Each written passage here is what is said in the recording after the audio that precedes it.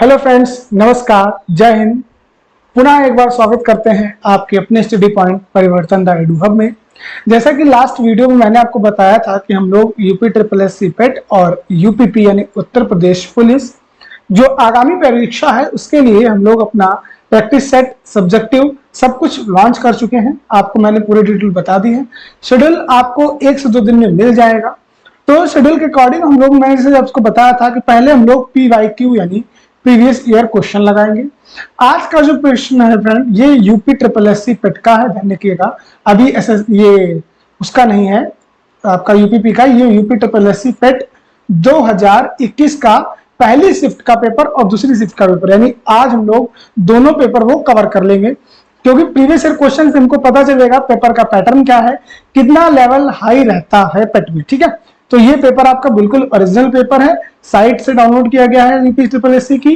और इस पेपर का जो पीडीएफ है, मैं आपको फिर से बता दे रहा हूँ, पीडीएफ हमारे डिस्क्रिप्शन बॉक्स में लिंक पड़ा है, टेलीग्राम पे हमारे मिल जाएगा। आपको पूरा पेपर विद सोल्यूशन मिल जाएगा।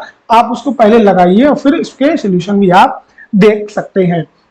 कोशिश करिएगा वीडियो को पूरा देखने की। अगर आपको वीडियो अच्छा लगे तो वीडियो को लाइक कर दीजिएगा, एक थंब जरूर अच्छा से दीजिएगा। तो बिना किसी देरी के चलिए शुरू करते हैं और देखते हैं आज का पहला प्रश्न। पहला प्रश्न जो पूछा गया था भारत में शासन करने वाले दिए गए शासकों का काल क्रमानुसार सही क्रम क्या है? शेरशाह सूरी, अकबर, अलाउद्दीन खिलजी या इल्तुतमिश?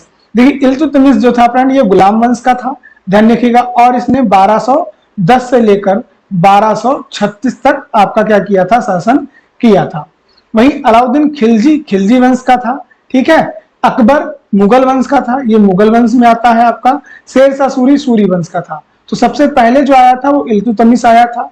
उसके बाद आपका फ्रेंड आया था खिलजी के बाद आया था आपका शेरशाह सूरी, और सूरी के बाद आया था आपका अकबर। यानी 1 2 4 3 1 2 4 3 1 2, सॉरी, मतलब यहां पे आएगा 4 3 2 4 3 1 2 4 3 4 3 1 2, यानी ऑप्शन नंबर बी आपका बिल्कुल सही हो जाएगा। पहले इल्तुतमिश, अलाउद्दीन खिलजी, शेरशाह सूरी और अकबर। अगला है, निम्न में से कौन से संत शिवाजी के समकालीन थे? मोस्ट रिपीटेड क्वेश्चन है यूपी ट्रिपल एस सी का, और इसका राइट आंसर हो जाएगा तुकाराम संत जो थे ये शिवाजी के समकालीन थे। आगे आते हैं, नेक्स्ट क्वेश्चन है 3 नंबर। बंगाल के प्रथम गवर्नर जनरल कौन थे? Very very important question friend, और ये बहुत कंफ्यूज करता है कि भारत के प्रथम गवर्नर जनरल कौन थे, बंगाल के कौन थे, या फिर प्रथम वायसराय कौन थे। तो ध्यान रखिएगा, बंगाल के प्रथम गवर्नर जनरल थे friend Warren Hastings, lord Warren Hastings Bengal के प्रथम गवर्नर जनरल थे। अगला आता है, चरक संहिता संबंधित है राजनीति, चिकित्सा, वास्तुकला या गणित? तो चरक की बात करेंगे, चरक संहिता किसके द्वारा लिखी गई है? तो यह महर्षि चरक के द्वारा लिखी गई है, जो कि कनिष्क के शासन काल में रहते थे। किसके शासन काल में रहते थे? कनिष्क के शासन काल में रहते थे। और इन्होंने लिखी है फ्रेंड हमारी चिकित्सा से संबंधित चरक संहिता। आगे बढ़ते हैं, अगला क्वेश्चन आता है 5 नंबर कि निम्न में से कौन सा जोड़ा सही नहीं है? कलिंग युद्ध 261 एकदम सही है। 78वीं ईस्वी में संवत की शुरुआत, ये भी सही है। 622 ईस्वी मुस्लिम युग की शुरुआत, ये भी सही है। और 1709 औरंगजेब की मृत्यु, ये गलत है फ्रेंड। औरंगजेब की मृत्यु 1709 में नहीं जबकि 1707 में हुई थी, यानी ऑप्शन नंबर डी आपका एकदम गलत है। आगे बढ़ते हैं, आगे आता है, इनमें से कौन ग्रैंड ओल्ड मैन यानी भारत का वयोवृद्ध के नाम से जाना जाता है? दादा भाई नौरोजी, WC बनर्जी, फिरोज शाह मेहता या सुरेंद्र नाथ बनर्जी? तो इसका राइट आंसर हो जाएगा दादा भाई नौरोजी। दादा भाई नौरोजी को हम लोग भारत का वयोवृद्ध कहते हैं, और इन्होंने कांग्रेस के सेकंड आपका जो कांग्रेस का अधिवेशन हुआ था उसकी अध्यक्षता की थी। आगे आते हैं, सन 1915 में किसके नेतृत्व में 2 होम रूल लीग की शुरुआत की गई? एनी बेसेंट, लोकमान्य तिलक लाला लाजपत राय, तिलक और बिपिन चंद्र पाल, तिलक और अरविंदो घोष?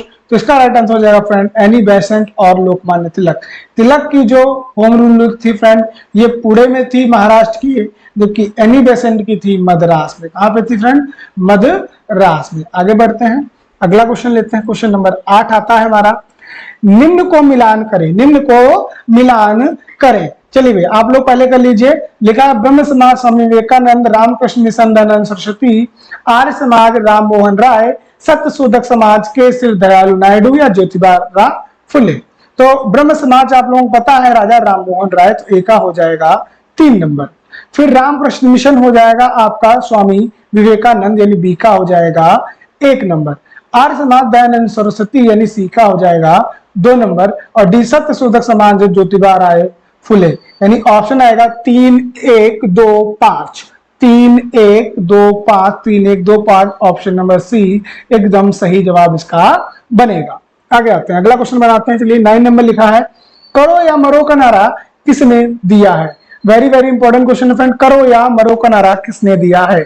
सरदार पटेल, जवाहरलाल नेहरू, सुभाष चंद्र बोस या महात्मा गांधी। तो इसका एकदम करेक्ट जवाब हो जाएगा महात्मा गांधी या MK गांधी। ध्यान रखिएगा ये नारा इन्होंने दिया था 1942 क्विट इंडिया मूवमेंट यानी भारत छोड़ो आंदोलन के समय। ये चीज भी आप ध्यान रखिएगा। आगे बढ़े, नेक्स्ट क्वेश्चन लेते हैं। क्वेश्चन नंबर 10 है जब सुभाष चंद्र बोस ने भारतीय राष्ट्रीय कांग्रेस के अध्यक्ष पद से इस्तीफा दिया तो इस पद का प्रस्ताव किसे दिया गया। जवाहरलाल नेहरू, पट्टाभी सीतारामन या डॉक्टर राजेंद्र प्रसाद या JB कृपलानी। बात है फ्रेंड्स 1938 की।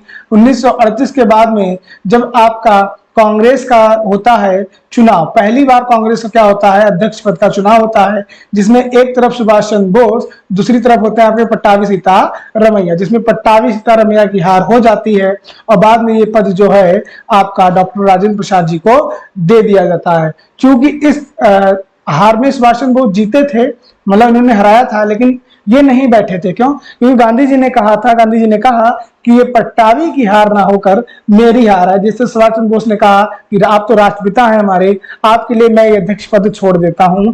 क्योंकि अध्यक्ष किसी न किसी को बनाना था तो हमारे बापू जी को यानी राजेंद्र प्रसाद जी को बनाया गया। आगे आता है सलाल पन बिजली परियोजना किस नदी पर स्थित है। फ्रेंड ये वेरी वेरी इंपॉर्टेंट क्वेश्चन है। सलाल पन बिजली योजना परियोजना किस नदी पे है।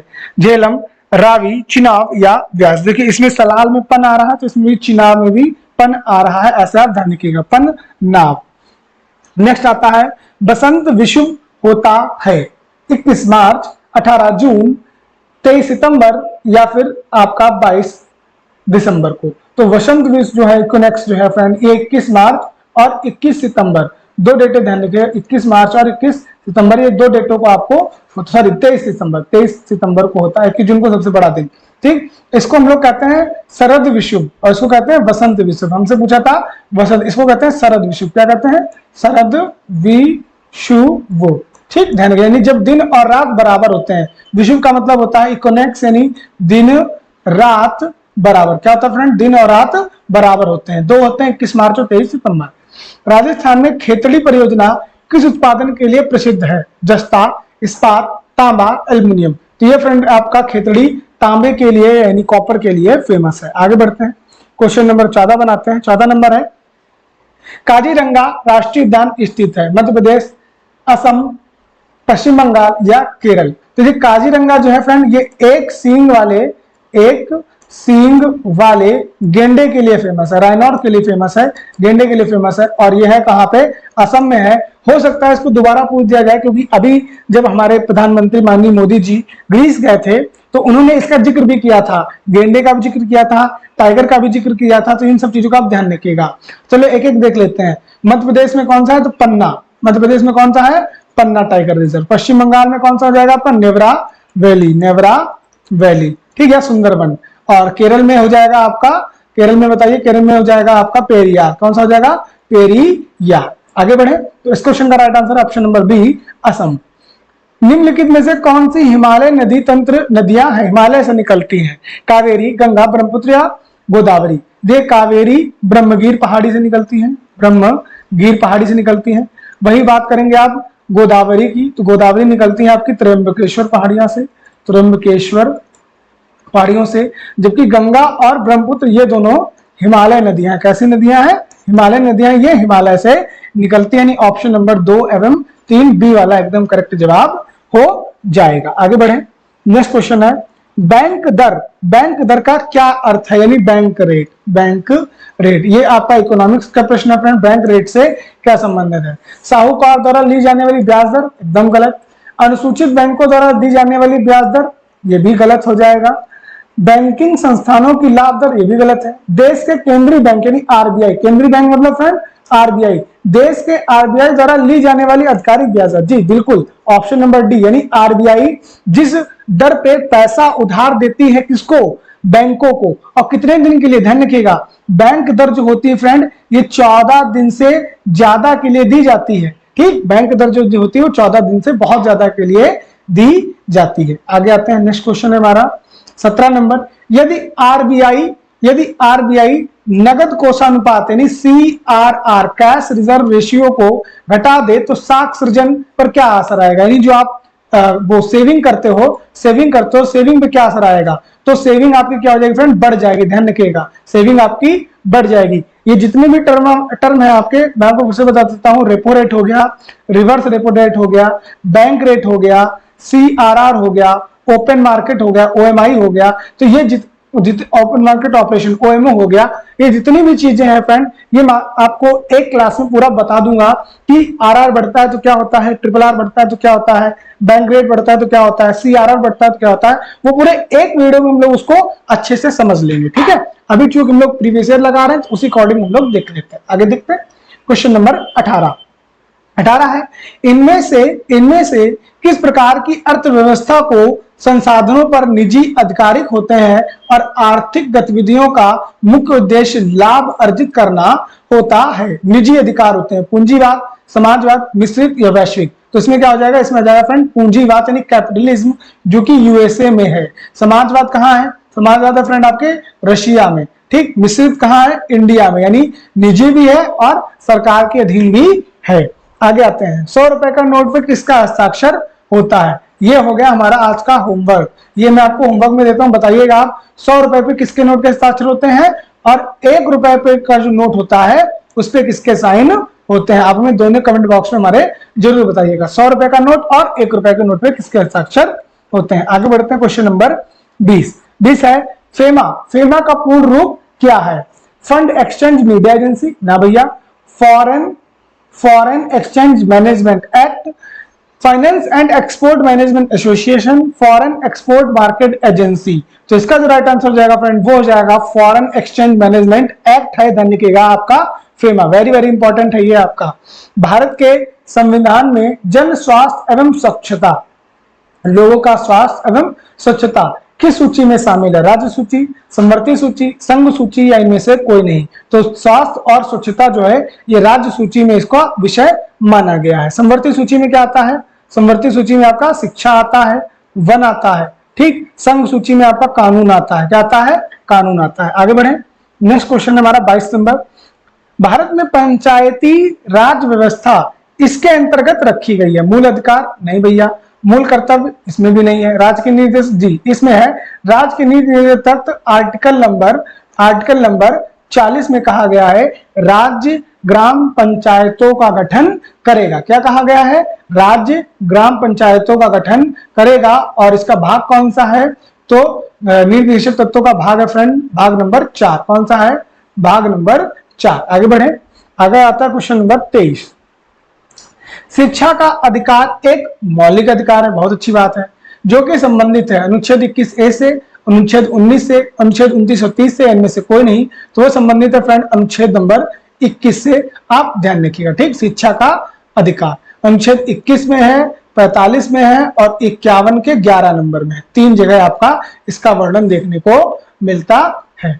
आगे बढ़ते हैं, इनमें से किसे संविधान सभा में उद्देश्य प्रस्ताव रखा था? किसने उद्देश्य प्रस्ताव रखा था? जवाहरलाल नेहरू, महात्मा गांधी, BR अम्बेडकर या BN राव? तो ये रखा था फ्रेंड आपके पंडित जवाहरलाल नेहरू ने उद्देश्य प्रस्ताव, जिसको हम लोग अपनी प्रस्तावना भी कहते हैं। आगे आते हैं, भारतीय संविधान के अनुच्छेद में अल्पसंख्यकों का हित निहित है, यानी आर्टिकल पूछा है किस अनुच्छेद में अल्पसंख्यकों के हितों के वर्गों के बारे में बताया गया। 21 में तो शिक्षा है, ठीक है। 24 में आपका वो क्या कहते हैं शोषण के विरुद्ध अधिकार अधिनियम है। अनुच्छेद 29 में बताया गया है अल्पसंख्यक वर्ग के हितों के रूप में उनकी शिक्षा।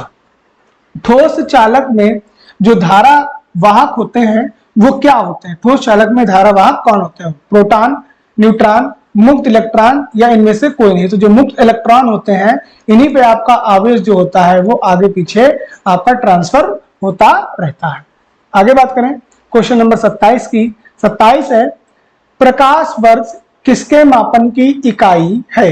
एक वर्ष में मापी गई रॉकेट की गति? नहीं भैया।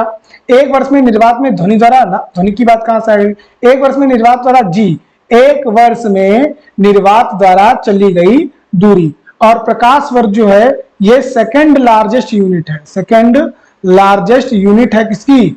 दूरी की, धन के जिसे खगोलीय दूरी मापते हैं। आगे बढ़े, नेक्स्ट आता है ब्लीचिंग पाउडर का एक नाम यह भी है। Calcium sulphate CaSO4, calcium oxychloride CaCl2, calcium bicarbonate NaCO3 या सोडियम क्लोराइड NaCl। तो ये जाएगा कैल्शियम ऑक्सीक्लोराइड यानी CaOCl2। इसे हम लोग ब्लीचिंग पाउडर यानी धोने वाला, कपड़ा धोने वाला पाउडर भी कहते हैं। 18 कैरेट में खरे सोने का प्रतिशत कितना होगा? 60, 75, 80 या 100? देखिए 100% आता है आपका 24 कैरेट बनेगा, तो 24 कैरेट सोना। और 18 कैरेट पूछा कितना परसेंट होगा? 6 1 जा 6, 6 3 जा 18, 6 4 जा 24, 4 से इसको काटेंगे 25, यानी 25 मल्टीप्लाई बाई 3, आंसर आ जाएगा आपका 75%। यानी 18 कैरेट जो होता है वो 75% होता है। संतरे में बहुतायत होता है, यानी ज्यादा क्या होता है? विटामिन C, A, B या कोई नहीं? देखिए जितने भी खट्टे फल होते हैं फ्रेंड, जितने भी खट्टे फल होते हैं उन सब में विटामिन C होता है। कौन सा विटामिन होता है फ्रेंड? आपका विटामिन C होता है। यानी ऑप्शन नंबर ए जो है इसका एकदम धांसू या करेक्ट जवाब बन जाएगा। फ्रेंड ये हम लोगों ने अपना जो शिफ्ट 1 थी उसको कंप्लीट की है। अब इसी में हम लोग अपना शिफ्ट 2 देख लेते हैं, शिफ्ट 2 देख लेते हैं, क्योंकि हम लोग पास कराने के लिए बहुत सा मैटर है। तो ये हमारा शिफ्ट 2 का पेपर है, ठीक है। तो क्वेश्चन नंबर 1 से सीधे हम लोग शुरू करते हैं। ध्यान रखना ये जो पेपर है ये आपका जो 2021 में हुआ था वो वाला है। इसमें भी कह रहे हैं निम्न में से कौन भारत में क्रम में आए? पहले पूछा था काल के अनुसार, क्रम के अनुसार लगाओ, शेरशाह सूरी, अकबर, इल्तुतमिश और खिलजी को। इसमें पूछा कौन भारत में पहले आया, कौन बाद में आया? टॉमस रो, फायान या हेनसोंग? तो फायान की बात करेंगे फ्रेंड, ये फायान आए हैं आपके 5वीं, आपके आए हैं 5वीं शताब्दी में, जबकि हेनसोंग आए हैं आपकी 6वीं शताब्दी में। और आपके टॉमस रो महोदय जो हैं ये आए हैं आपके 1615 में। तो ये सबसे बाद में आए हैं। तो क्रम क्या बनेगा? पहला दूसरा आएगा, फिर तीसरा आएगा, फिर पहला आएगा, यानी 2 3 1 2 3 1। ये रहा ऑप्शन नंबर C, 2 3 और 1। आगे बढ़े, सिराजुद्दौला किस युद्ध में अंग्रेजों से पराजित हुआ था? ये बंगाल के नवाब थे, बंगाल के नवाब थे, और इनके जो नाना थे वो थे अली वर्दी खां, ठीक है। उन्होंने कहा था बेटा अगर बंगाल में आपके अंग्रेज आ गए तो ये क्या करेंगे? ये बिल्कुल बंगाल को तबाह कर देंगे। तो इन्होंने कौन सा युद्ध लड़ा था? बक्सर, प्लासी, वांडीवाश या इनमें से कोई नहीं? तो इन्होंने लड़ा था 1757 का प्लासी का युद्ध। ये बंगाल के नवाब थे, ध्यान रखिएगा, जिसमें अंग्रेज जीत गए थे। आगे देखते हैं, क्वेश्चन नंबर 3 है, इनमें से कौन हड़प नीति का कट्टर समर्थक था? Lord Wellesley, Lord Dalhousie, Lord Vento या लॉर्ड हॉस्टिंग? तो जो आपकी हड़प नीति थी, डॉक्ट्रिन ऑफ लैप्स थी, ये आपके लॉर्ड डलहौजी की नीति थी। और ध्यान रखिएगा सन 1848 में हड़प नीति के अंतर्गत हड़पा गया सबसे पहला जो आपका प्रांत था वो था सतारा, जो कि कहां पड़ता है? महाराष्ट्र में। इस चीज को आप जरूर ध्यान रखिएगा। अगर पूछ दिया गया झांसी को कब हड़पा गया है, क्योंकि झांसी भी पूछा जाता है, 1853 में झांसी को कब हड़पा गया था? इसी के अंतर्गत 1853। कौन लेके आया था? लॉर्ड डलहौजी। अगला आता है भारतीय इतिहास में धन्वंतरी। देखिए ऊपर आपसे पूछा था चरक, आपकी पूछा है धन्वंतरी। धन्वंतरी कौन थे? चंद्रगुप्त मौर्य के प्रसिद्ध सेनापति? नहीं भैया। चंद्रगुप्त विक्रमादित्य की सभा को सुशोभित करने वाले प्रसिद्ध चिकित्सक? जी एकदम, धन्वंतरी जो थे एक बहुत बड़े चिकित्सक थे, ध्यान रखिएगा। आगे बढ़ते हैं, नेक्स्ट क्वेश्चन आता है हमारा, इधर है अगली स्लाइड पे 5 नंबर। मौर्यकालीन भारत के विवरण वाली इंडिका, इंडिका के लेखक कौन है? वेरी वेरी इंपॉर्टेंट है, इंडिका के लेखक कौन है? मेगास्थनीज, फायोन, हेनसोंग या फिर इनमें से कोई नहीं? तो इसका जो राइट आंसर हो जाएगा वो हो जाएगा मेगास्थनीज। ये चंद्रगुप्त मौर्य के समय में आए थे। किसके समय में आए थे? चंद्रगुप्त मौर्य के समय में आए थे और उन्होंने इंडिका लिखी थी। और ध्यान रखिएगा, भारत की ये सोशल बुक है। कैसी बुक है? सोशल यानी सामाजिक जीवन को दर्शाने वाली बुक है। हो सकता है पूछ दिया जाए। फायान की बुक का नाम क्या है? फो क्यों की, फो क्यों की। जबकि आपके हैंसॉन्ग के नाम है सी यू की। क्या नाम है? सी यू की। चीनी है दोनों, इसलिए ऐसे नाम होंगे। आगे आओ, आगे 6 नंबर। साइमन कमीशन किस वर्ष भारत आता है? 1925, 1926, 1919 या 1928? तो भारत आता है 1928। गठन कब होता है? गठन कोई पूछे, गठन होता है 1927। भारत कब आता है? 1928। रिपोर्ट कब देता है? तो रिपोर्ट देता है 3 साल बाद, यानी 1930 में। आगे बढ़ाइए, नेक्स्ट क्वेश्चन है, ऐतिहासिक राष्ट्रीय कांग्रेस द्वारा किस अधिवेशन में ऐतिहासिक पूर्ण स्वराज यानी पूर्ण स्वतंत्रता का प्रस्ताव पारित किया गया? बंबई, लाहौर, कराची या लखनऊ? देखिए, सन 1929 में लाहौर अधिवेशन में पंडित जवाहरलाल नेहरू ने रावी नदी के किनारे, किस नदी के किनारे फ्रेंड? रावी नदी के किनारे तिरंगा फैलाया, फ्लैग फैलाया और कहा कि 1 वर्ष के अंदर हम लोग पूर्ण स्वराज यानी पूर्ण स्वतंत्र हो जाएंगे। और यह अधिवेशन कहाँ हुआ था? आपका लाहौर में हुआ था। आगे बात करें क्वेश्चन नंबर 8 की। 8 मैचिंग है हमारा। एक तरफ संस्था है, दूसरी तरफ उनके संस्थापक हैं। Indian national army Subhash Chandra Bose यानी 2 का हो जाएगा, ए का 2। गदर पार्टी लाला हरदयाल 1913 यानी ऑप्शन नंबर बी का 1, 2-1। मित्र मेला बी डी सावरकर यानी ऑप्शन नंबर 3। और होम रूल यानी बेसेंट। बना कौन? 2-1-3-4, 2-1-3-4 ऑप्शन नंबर बी आपको दिख रहा होगा। 2-1-3 और 4। आगे बढ़े, क्वेश्चन नंबर नेक्स्ट लेते हैं। क्वेश्चन नंबर नेक्स्ट है 9 नंबर। निम्न में से किसने महात्मा गांधी के खिलाफत आंदोलन से जुड़ने का विरोध किया था? कि महात्मा गांधी जो है वो एक हिंदू है और हिंदू होकर वो खिलाफत आंदोलन में भाग क्यों लेंगे? क्योंकि खिलाफत आंदोलन पूर्णतः मुस्लिम लोगों का तुर्की के जो खलीफा का पद समाप्त कर दिया गया था उनके लिए था। तो खान अब्दुल खान गफ्फार, फजूल हक, मोहम्मद अली जिन्ना, अब्दुल कलाम आजाद, तो ये थे फ्रेंड आपके फजूल हक ने ही क्या किया था? आपका विरोध किया था, ऑप्शन नंबर बी। नेक्स्ट बात करते हैं, अगला क्वेश्चन आता है क्वेश्चन नंबर 10। इनमें से कौन एक क्रांतिकारी संगठन काकोरी षड्यंत्र केस में शामिल था? वेरी और बहुत ही अच्छा प्रश्न है फ्रेंड। काकोरी कांड में कौन शामिल था? देखिए, काकोरी कांड की बात करोगे तो सबसे पहले नाम किसका आता है? राम प्रसाद बिस्मिल। किसका आता है फ्रेंड? राम प्रसाद बिस्मिल का। ठीक, और कौन थे उनके साथी भी साथ में? ठीक, ध्यान रखिएगा आप, जैसे सचिंदर सान्याल थे। तो पूछा गया इनमें से कौन शामिल था? गदर पार्टी बिल्कुल नहीं, अनुशीलन समिति बिल्कुल नहीं, अभिनव भारत ये भी नहीं, हिंदुस्तान रिपब्लिक एसोसिएशन यानी HRA जिसकी स्थापना की थी आपके सचिंद्रनाथ सान्याल ने। किसने की थी? सचिंद्रनाथ सान्याल ने की थी। कब की थी? 1924 में इसकी स्थापना की। और 1925 में अगर पूछ दिया जाए काकोरी कांड हुआ कब है, तो जिसको हम लोग अगस्त डकैती भी कहते हैं, तो फ्रेंड ये हुआ था 1925 में। 1925 में लखनऊ से सहारनपुर की तरफ जो मालगाड़ी जा रही थी उसको इन लोगों ने लूट लिया था। हालांकि पकड़ लिया गया था, पकड़ के बाद में फांसी भी सबको दे दी गई थी। अब ध्यान रखिएगा, ठीक है। आगे बढ़ते हैं, क्वेश्चन नंबर 11। नागार्जुन सागर बांध किस नदी पर बना है? गोदावरी, कृष्णा, गंगा या कावेरी? देखो भैया, नागा अर्जुन और अर्जुन के साथ हमेशा कौन रहते हैं? अर्जुन के साथ हमेशा रहते हैं कृष्ण भगवान, यानी इसका राइट आंसर क्या हो जाएगा? इसका हो जाएगा ऑप्शन नंबर बी कृष्णा। ठीक है, आगे देखिए, माउंट एवरेस्ट पर प्रथम बार चढ़ाई किस वर्ष की गई? 1951, 1953, 1955 या 1958? तो इसका जो राइट आंसर हो जाएगा वो हो जाएगा फ्रेंड 1953। और 2 व्यक्ति जो लोग चढ़े थे, एक थे आपके हिलेरी यानी माउंट हिलेरी जिनका ही नाम रख दिया गया, और दूसरे थे फ्रेंड आपके नौरंगे। क्या नाम था इनका? नौरंगे। ठीक, 2 लोग चढ़े थे, हिलेरी एंड नौरंगे। ऐसा आप ध्यान रखिएगा। आगे बढ़े, अगला क्वेश्चन आता है हमारा 13 नंबर। भरतपुर में स्थित पक्षी अभ्यारण्य राष्ट्रीय उद्यान का नाम क्या है? भैंसरोगढ़, दर्रा अभ्यारण्य, केवलादेव घाना या घाट प्रभा? तो ये फ्रेंड आपका है केवलादेव घाना राष्ट्रीय उद्यान, जो कि पहले नाम था इसका भरतपुर पक्षी विहार। ठीक है, अब नाम चल के केवलादेव घाना कर दिया गया। भिलाई इस्पात, भिलाई कहाँ है आपका? इतनी हुई भिलाई पहुंच गए छत्तीसगढ़। ठीक, भिलाई इस्पात संयंत्र अनुहायुष कहाँ है? दल्ली, राजहरा, कुरोबा, उमरिया या रोजनाथ गांव? तो ये फ्रेंड आ जाएगा आपका दल्ली, राज, हरा। आगे देखते हैं क्वेश्चन नंबर 15। 15 नंबर है, निम्न दर्रों को उनके स्थानों का कौन सा जोड़ा सही नहीं है? अच्छा भैया, जो जिला और बिरजुल, जो जिला जैसे जम्मू, सिर्फ किला एंड बारालाचा उत्तर प्रदेश नहीं भैया, हिमाचल प्रदेश। कहां पे? हिमाचल प्रदेश। थांगा, नीति और रिफलेख हिमाचल प्रदेश ना, उत्तराखंड।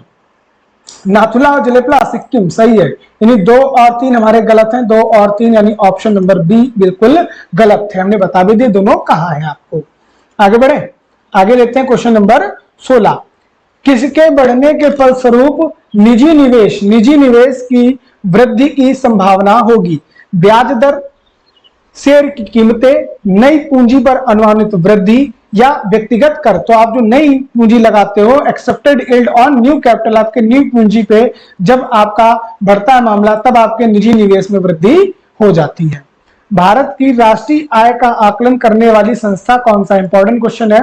आरबीआई, नीति आयोग, वित्त मंत्रालय, केंद्रीय सांख्यिकी संगठन जिसको हम लोग CSO कहते हैं, ठीक है, सेंट्रल स्टैटिस्टिकल ऑर्गेनाइजेशन, केंद्रीय सांख्यिकी संगठन। ठीक, इसका पूछा जाए हेडक्वार्टर कहां है, तो हेडक्वार्टर फ्रेंड न्यू दिल्ली में। ये हमारे राष्ट्रीय आय की गणना करता है। ठीक, हेडक्वार्टर है, ये लिख लीजिएगा HQ, हेडक्वार्टर मतलब HQ। आगे बढ़े, सेवा क्षेत्र का दूसरा नाम क्या है भैया? बहुत कंफ्यूजन रहती है। सेवा क्षेत्र, primary sector, secondary sector, tertiary sector. मैं आपको एक चीज बता देता हूं, पहली चीज ध्यान रखिएगा, जितनी भी नेचुरल चीजें हैं, नेचुरल मतलब आपका खेती हो गया, फार्मिंग हो गया, ये सब प्राइमरी में आएंगी, यानी पहले सेक्टर में आएंगी। ठीक, समझ गया ना? जितना भी इंफ्रास्ट्रक्चर है हमारा, विनिर्माण है, पुल वगैरह हो गया, ठीक, ये सब किस में आता है? ये सब आएगा सेकेंडरी में। किस में आएगा? सेकेंडरी में। और जितनी भी सरकारी नौकरी है, बस ऐसे समझिए, जितनी भी सरकारी नौकरी है वो सब किस में आएगा? सेवा क्षेत्र में आएगा, जिसे हम लोग कहते हैं टर्सरी या तृतीय। ठीक, अब आप समझ गए होंगे। तो सेवा क्षेत्र कौन सा हो गया हमारा? ऑप्शन नंबर ए, तृतीय। ठीक है, आगे बढ़ते हैं। अगला आता है क्वेश्चन नंबर 19। भारत में श्वेत क्रांति के जनक के रूप में जाना जाता है? Balwant Rai Mehta, Verghese Kurien, MS Swaminathan, Norman Edberg. तो ये है वर्गीज कुरियन, जिन्हें हम लोग भारत में श्वेत क्रांति का जनक बोलते हैं। श्वेत क्रांति का संबंध किससे था? तो ये था फ्रेंड आपके दूध से। आप ध्यान रखिएगा, ठीक है। आगे बढ़ते हैं। थोड़ा आपको मैं इसमें एक चीज बता देता हूं कि जो दूध में है, दूध में अगर आप देखोगे राजस्थान जो है नंबर 1 पे है दूध के प्रोडक्शन में, और यूपी जो है ये नंबर 2 पर है। आगे बढ़ाते हैं। अगला आता है क्वेश्चन नंबर 20। भारत में आर्थिक सुधार यानी 1991 के दौरान प्रधानमंत्री कौन था? ये जब हमारे पास सिर्फ 15 दिन का ही पैसा था, तो हम लोगों ने क्या किया था? LPG योजना लाए थे। और उस समय जो हमारे अर्थशास्त्र मंत्री थे, वित्त मंत्री थे, वो डॉक्टर मनमोहन सिंह जो थे, ठीक है। उन्होंने क्या किया? उन्होंने एक LPG योजना नई, लिबरलाइजेशन, प्राइवेटाइजेशन एंड ग्लोबलाइजेशन। और उस समय जो हमारे प्रधानमंत्री थे वो थे फ्रेंड PV नरसिम्हा राव। आगे बढ़ते हैं। आगे आता है क्वेश्चन नंबर 21। भारत के संविधान में इनमें से कौन राज्य सूची में सम्मिलित नहीं है? तो पुलिस राज्य का विषय है, कानून व्यवस्था ये सेंट्रल का विषय है, संघ सूची में आता है। ये किसमें आता है फ्रेंड? संघ नहीं, सॉरी, कानून व्यवस्था तो उस राज्य में आएगा, माफ कीजिए, कानून व्यवस्था आता है राज्य में। जेल राज्य में आएगा। दंड प्रक्रिया संहिता यानी IPC जो है वो सेंट्रल ने ही बनाई, और अभी हाल फिलहाल में IPC में आपका संशोधन भी हुआ है। यानी ऑप्शन नंबर डी जो है ये संघ सूची का विषय, किसका है? संघ सूची का विषय है। आगे बढ़ते हैं। नेक्स्ट क्वेश्चन आता है क्वेश्चन नंबर 22। निम्नलिखित में से क्या भारतीय संविधान की एक प्रमुख विशेषता नहीं है? भारतीय संविधान की विशेषता नहीं है। अर्धसंघीय संरचना, क्वाड्रिफॉर्म बिल्कुल है। प्रतिबद्ध न्यायालय, कमिटेड जुडिशरी, शक्तियों का वितरण ये भी है। लिखित संविधान, संविधान सुरक्षिता ये भी है। यानी प्रतिबद्ध न्यायालय जो कमिटेड जुडिशरी है ये नहीं है। हमें जुडिशरी के पास स्टेप बाय स्टेप जाना पड़ता है, ठीक, कमिटेड नहीं है। आगे बढ़ते हैं। Next number 23 number. निम्न में से क्या भारतीय नागरिकों को आर्थिक न्याय प्रदान करता है? आर्थिक न्याय प्रदान करता है। मौलिक अधिकार, मौलिक कर्तव्य, राज्य के नीति निर्देशक तत्व, इनमें से कोई नहीं। तो जो राज्य के नीति निर्देशक तत्व हैं ये व्यक्ति को कैसे आर्थिक न्याय, यानी आर्टिकल नंबर 39 में कहा गया है समान कार्य के लिए समान वेतन, समान कार्य के लिए समान वेतन, ध्यान रखिएगा, ठीक है, आर्टिकल नंबर 39। आगे आते हैं क्वेश्चन नंबर 24। भारतीय संविधान का कौन सा अनुच्छेद सरकारों का ग्राम पंचायतों का आयोजन करने के लिए निर्देशित करता है। अभी हम लोगों ने उससे पहले वाले सेट में देखा है आर्टिकल 38, 40, 44 या 46। तो आर्टिकल नंबर 40 जो है कहता है कि राज्य ग्राम पंचायतों का गठन करेगा। क्वेश्चन नंबर 25 है, त्रिस्तरीय यानी 3 टियर पंचायती राज व्यवस्था का विचार किसने रखा था? Balwant Rai Mehta committee, Ashok Mehta committee, royal commission, इनमें से कोई नहीं। तो ये थी फ्रेंड आपका बलवंत राय मेहता समिति, क्योंकि अशोक समिति जो है उसने 2 टियर बताए थे आपके। ठीक है, आगे बढ़ते हैं। क्वेश्चन नंबर 26 आता है हमारा इस स्लाइड में। बिजली का प्रवाह सर्किट में कब होता है? भैया जब ये क्वेश्चन आया था इस समय तो बहुत ही कंफ्यूजन हुई थी। क्यों कंफ्यूजन? इसलिए हुई थी, इसका हिंदी और इंग्लिश दोनों चीजें अलग है। देखिए लिखा है बिजली का प्रवाह कब होता है, हम लोग कहते हैं जब चालू हो।